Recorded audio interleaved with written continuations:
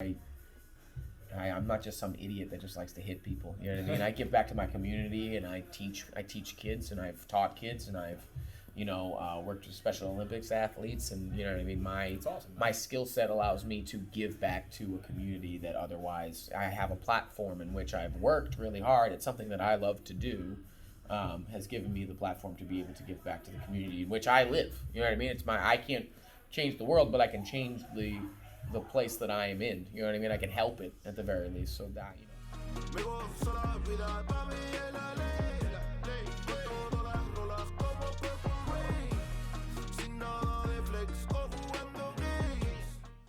What's going on, you guys? Infamous Training here, and I'm wicked excited for today's video.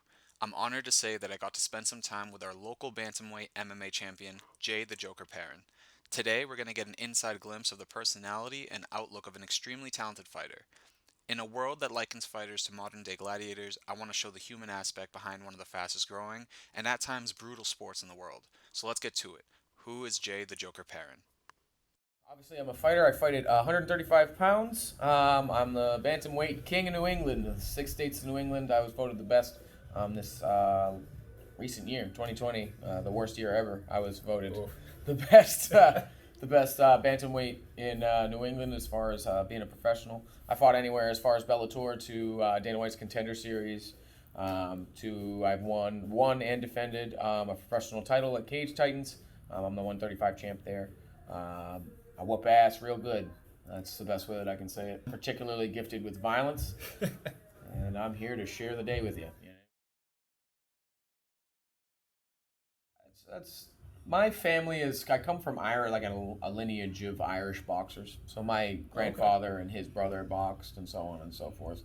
And I just thought, when I was a kid, I was just particularly gifted with violence in a way, and that sounds really bad. You know what I mean? That makes me sound like a dumb brute. But some things you're just good at, and I happen to be good at fist fighting. I wasn't great at football. I wasn't great at, I'm all right at basketball, and I will cut up a 14-year-old on the court. You know what I mean? Like, that's about it. But I was good at fighting. Like, I was always good at boxing. I naturally got it better. So from there, I started boxing when I was 6. And then I had to stop because my grandfather actually had watched somebody that he was refereeing die in the ring, with him refereeing. Yeah. So he made us stop boxing.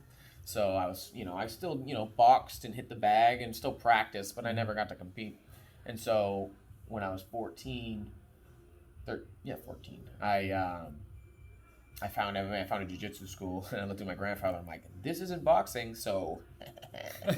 And I basically just did it from there. Actually, what happened was my friend Cody Anderson, who used to be like a big name around here for a while back, but he was like a big prospect at one point.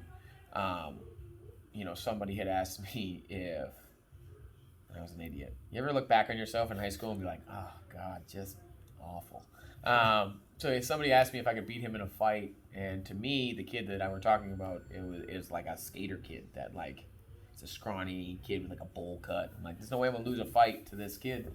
And I guess he had heard about it. He's like, hey, come into the gym with me and figure it out. And he's like, yes, I want to see you train if you want to train. I'm like, yeah. So I put on some gloves, and he beat the absolute dog shit out of me for like 15 straight minutes. I didn't quit, but I was bested. You know what I mean? Just for sure. And after that day, I was like, I don't want that to happen to me ever again. I got beat up, so I was like, I don't want to get beat up like that again. So I just kept coming. And the reason I compete is deeper than that, but and why I love fighting is deeper than that. But the way I got into fighting was just kind of natural progression of I was good at this. Yeah. It interests me. It involves me using my head and my body to be successful. So yeah, it just kind of naturally progressed there. I mean, like we talked about it before. People think that we're idiots. That we're just kind of meatheads. The guys with no neck that go to Gold's Gym with all the tribal tattoos all over their necks and shit like that. Like this shit that like all over them. That's not most of the people that that I've ever met are smart and articulate people that are very business savvy and know what they're talking about. And I think the misconception is that fighters are only good at fighting and they can't be anything else, and that's just not true. You know what I mean? Like I I'm not just some idiot that just likes to hit people. You know what I mean? I give back to my community, and I teach kids, and I've taught kids, and I've worked with Special Olympics athletes, and you know what I mean.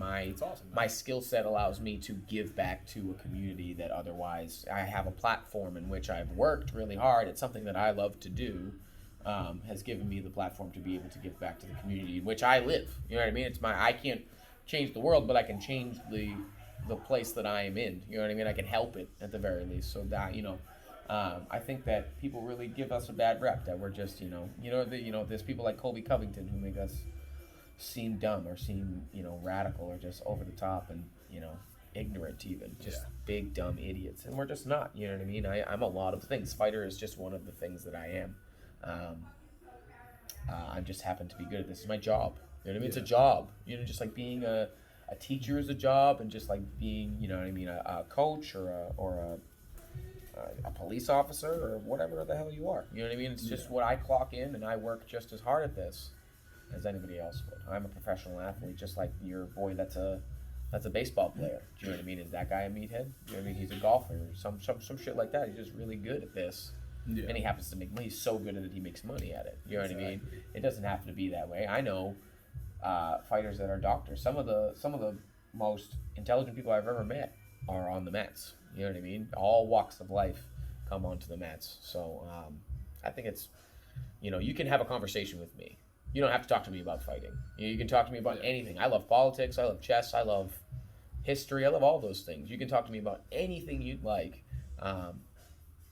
I really just wish that the perspective of, or the perception of us is that we don't know anything about other than slinging our knuckles around and hurting things. We're more than that, and we are artists, as I said before. We do this. Yeah. Some of us, some people are fighters, and some people are artists. But so, like, for me personally, I do this because it makes myself happy. It makes me happy to do this. So I'm an artist. What I do is special to me. You know what I mean? Just like if you're a psychologist and that's what's special to you, that's your thing. But that doesn't mean that I'm going to pigeonhole you into one thing because of your career. You get what I mean? Yeah, of course. So I'd say that's the biggest thing, is that I'm not just a fighter. I'm a nerd.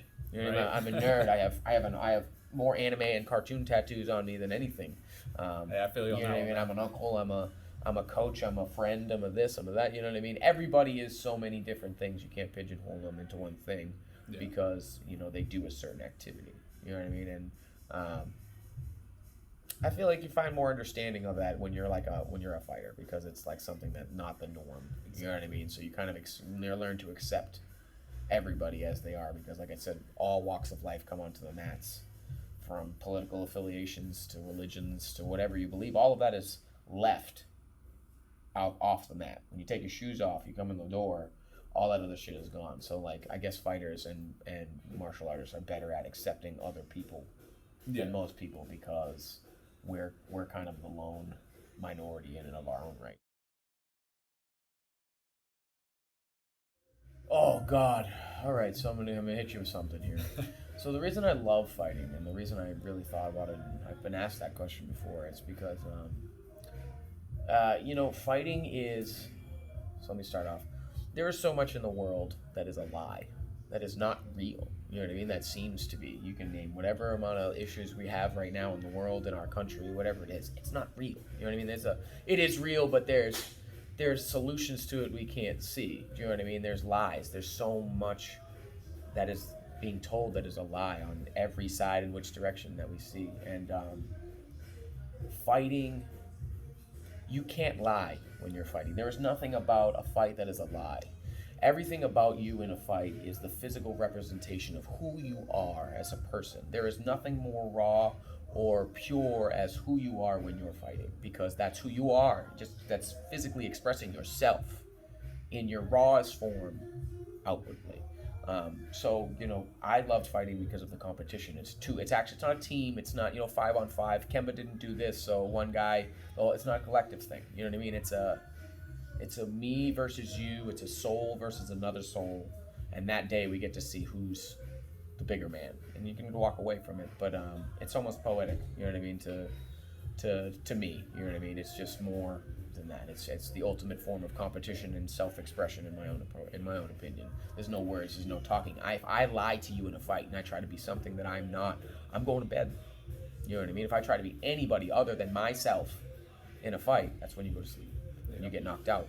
So that's what I love about the mats, is that martial arts showed me that, is that to be unequivocally myself, and when I do that, good things will come. And when you try to be things that you're not, consequences therefore therein come in one way or one regard or another, be it you get knocked out, or you lie at work and you get fired, or you know what I mean, be it to racial whatever, or it's your job or political whatever. And when you aren't something that you genuinely are, it comes back to haunt you. You know what I mean? And so I think that I took that from there, and being understanding, being patient with people, because everybody learns different and everybody's got their own story. And a lot of people that come and turn themselves to martial arts are people that have been through struggle and who just need something at the end of the day. Some people don't want to be world champions, and some people don't want to get a belt and get all this rich and famous. Some people just need to hit a bag at the end of the day. Some people have 6 kids and they don't know how they're going to pay their bills, and they need to come in here and take their mind off for a little while. And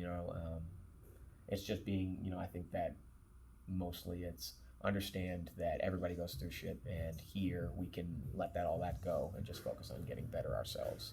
So being more understanding and patient with things as they come is a big part of martial arts and how you teach and things like that.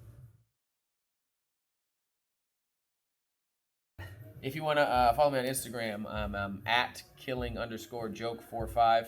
I have a Twitter, but it's not very active, so I need more of you to follow me. It's Mr. J MMA, all one word. Don't follow me on Facebook. You can go, I mean, if you want great memes, follow me on Facebook. Jason Patrick is my name. Or you can just go to the Jason Perrin MMA page and like it as a fan. Other than that, find me on Instagram and Twitter, and you'll see all my great memes and stuff like that.